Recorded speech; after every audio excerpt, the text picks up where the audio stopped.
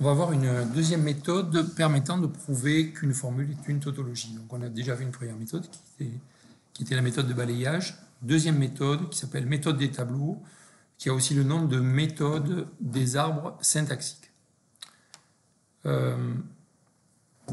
Alors cette méthode prend la forme donc d'un arbre, vous allez voir, avec à partir de chaque nœud, vous aurez une branche ou deux branches. Cette méthode, elle nous permettra de prouver qu'une formule est une tautologie, et sinon, elle nous permettra de trouver un contre-modèle. Elle nous permettra aussi, dans un deuxième temps, de prouver qu'une conséquence logique est correcte, et sinon, de trouver aussi un contre-modèle. Donc, on pourra, grâce à cette méthode, prouver qu'un raisonnement est correct. Alors, formellement, ça ressemble à un arbre binaire étiqueté avec des branches. Bon, ces branches, elles sont a priori ouvertes. On dit qu'elles sont fermées quand elles comprennent un nœud qui contient bottom. Donc, quand on a un nœud qui contient bottom, on marque la branche d'une croix, ça veut dire que la branche est fermée. Un arbre est fermé quand toutes les branches sont fermées, sinon il est ouvert. Donc comment on fait pour construire notre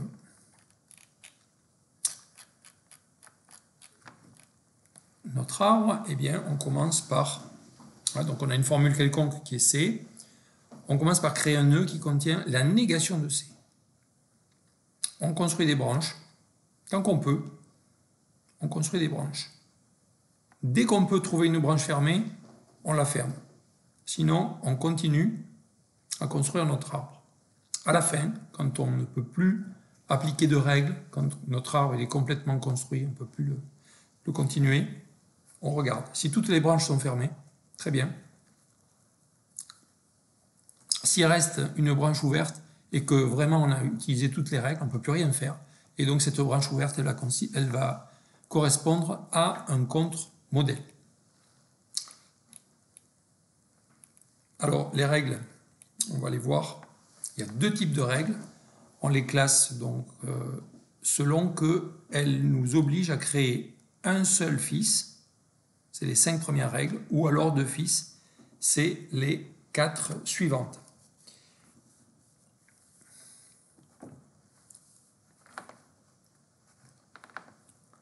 Alors, on va, par exemple,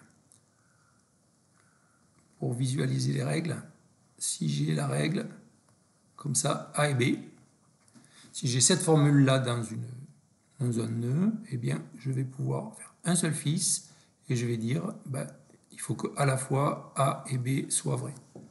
C'est logique, hein, si je veux que la formule A et B soit vraie, il faut à la fois que j'ai A et que j'ai B.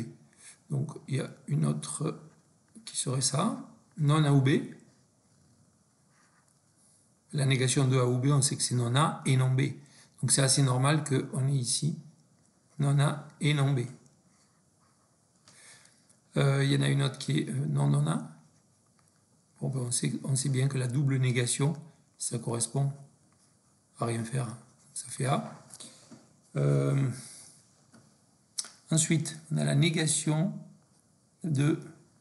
Alors, négation de A implique B, par exemple. Donc, ça serait... La négation de l'implication, c'est quand on a à la fois A et non B. Donc là aussi... donc là, la règle, on l'appelle et, là, on l'appelle non ou, là, on l'appelle non, et là, on l'appelle non implique. Voilà. Alors, je crois qu'il en reste, j'en ai oublié une. Qui est donc...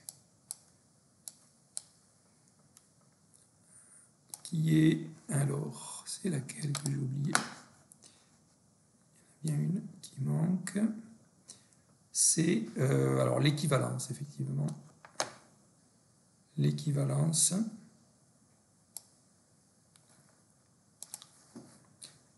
peu pénible, ça. Alors, l'équivalence. Si j'ai A équivalent à B,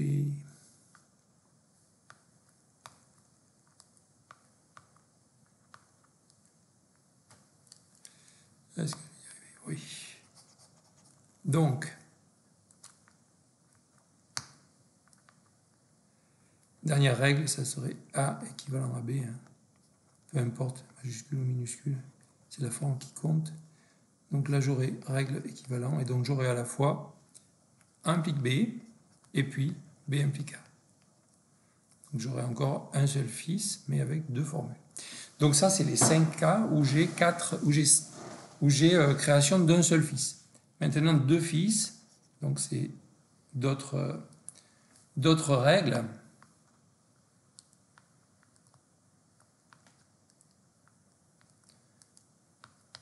Bon, j'y arrive pas. D'autres règles. Alors j'aurais par exemple l'implication A implique B, ça veut dire que j'ai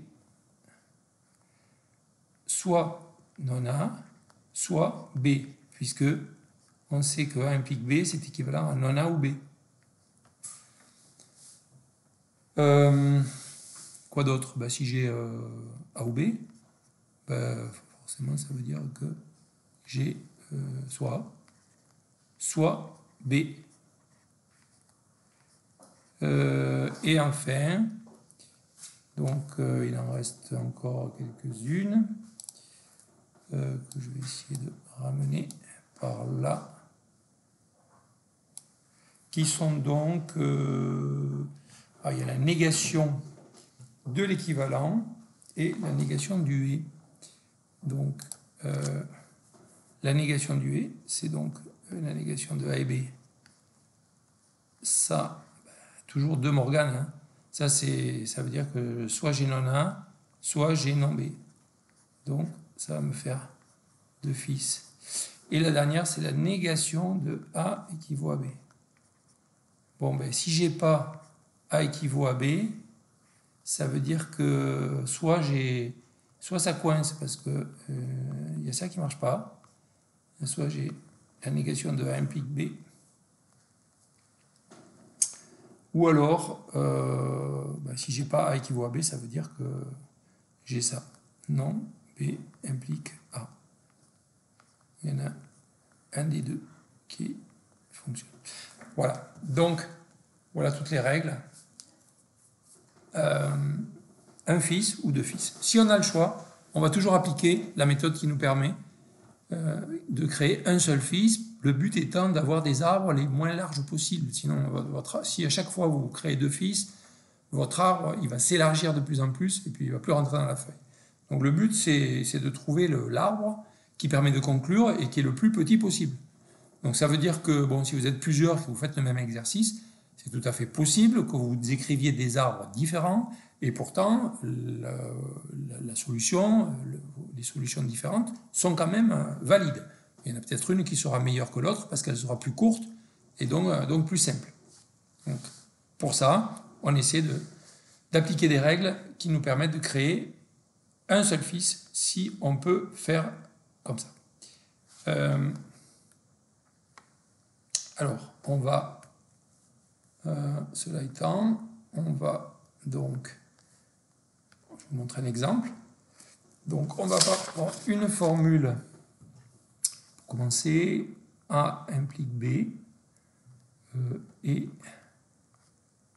C implique non B. Tout ça implique C implique non A.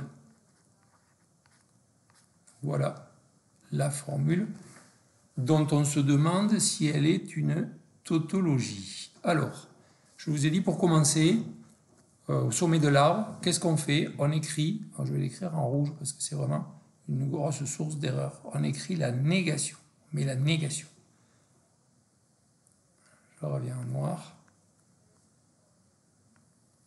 Je reviens en noir pour donc entourer, donc ça c'est ma racine.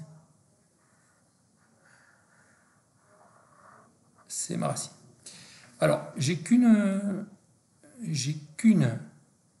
règle. Alors, les règles, je vais les écrire en rouge.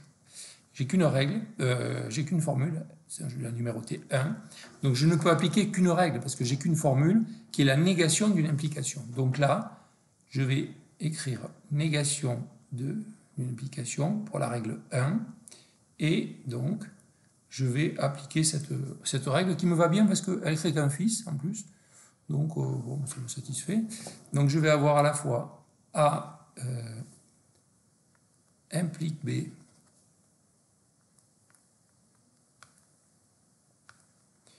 A implique B et C implique non B, tout ça. Et la négation, non, C implique non A. Voilà, je mets tout ça dans un petit carré. Et j'obtiens donc deux nouvelles formules, 2 et 3. Je vais utiliser la formule 3, là, la propriété non implique, parce qu'elle est bien celle-là, elle me fait créer qu'un seul fils. Donc à nouveau non implique, mais pour la formule 3. Et cette fois-ci, ça me fait... alors un carré plus petit, et dedans je vais avoir C, et puis je vais avoir non, non. La négation de la négation, je laisse comme ça. Ça va bien. Ensuite, je vais appliquer règle 2. Donc, ça va être le et du 2.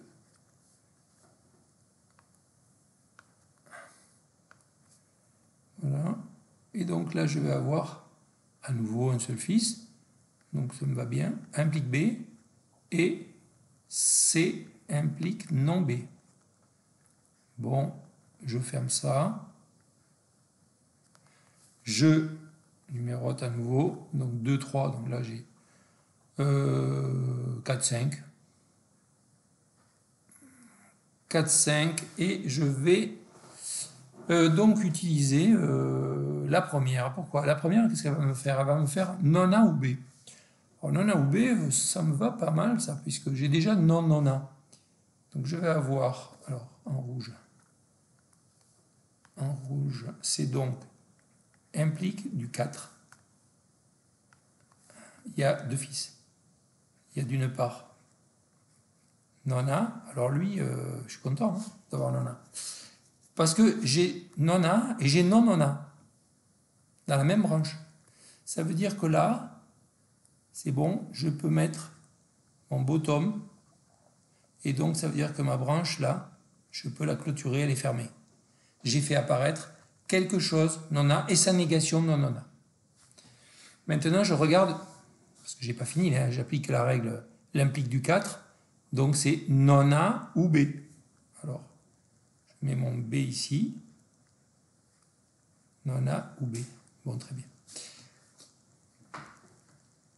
Bon, il me reste à appliquer l'implique du 5, hein. Je n'ai pas tellement le choix là. C'est la dernière règle que je n'ai pas utilisée. L'implique du 5, qui va bien m'arranger, puisque ça va me faire non A ou B. Non, pardon, non C, plutôt. Non C, ou bien non, non B.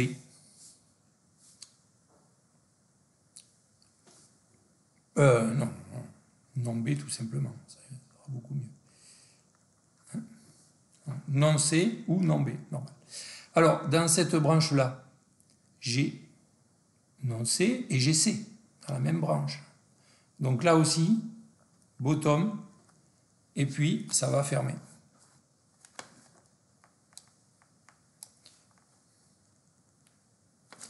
Voilà, donc ici, bottom, donc la branche est fermée.